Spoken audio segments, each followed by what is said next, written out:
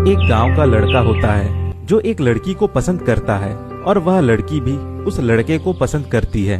पर वह लड़का कोई काम नहीं करता, केवल आराम और आवारों की तरह घूमता रहता है। वह लड़का उस लड़की के पिता से लड़की का हाथ मांगने चला जाता है और लड़की के पिता से लड़की का हाथ मांगता है। लड़की के पिता कहते हैं, ठीक है, मैं तुम्हें अपनी लड़की दे दूंगा, पर एक शर्त पे।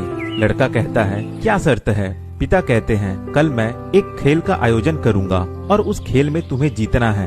वह लड़का कहता है, ठीक है, पर खेल कौन सा होगा? लड़की के पिता कहते हैं, कल खेल में तुम्हारे सामने से एक एक कर बैल को दौड़ाकर छोड़ा जाएगा और ऐसे 3 बैल छोड़े जाएंगे बारी बारी से। तुम्हें इन तीनों में से किसी भी एक बैल की पूंछ को पकड़ना होगा।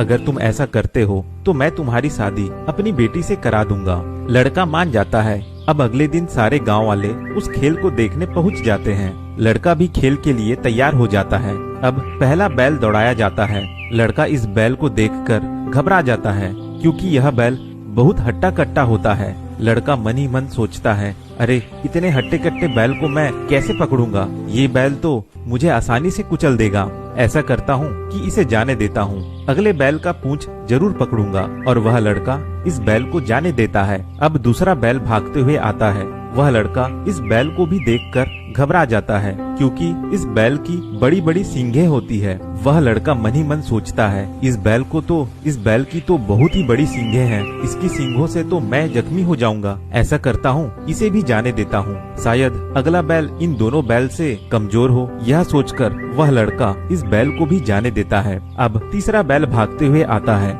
जिसे देख लड़का खुश हो जाता है क्योंकि यह बैल बड़ा ही दुबला पतला होता है। जैसे ही वह बैल पास आता है, लड़का उस बैल की पूंछ पकड़ने की कोशिश करता है, पर वह यह देखकर हैरान हो जाता है कि इस बैल की तो पूंछ ही नहीं है। वह लड़का दुखी मन से अपना सर झुका लेता है। उसी समय लड़की के पिता आकर कहते हैं, मैं तुम्हारे हिम्मत और मेहनत की परीक्षा ले रहा था, जिसमें तुम असफल हुए। तुम्हें 2 बार मौके मिले, लेकिन तुमने उसे ऐसे ही जाने दिया, यह सोचकर कि जब सही समय आएगा तो काम करूंगा।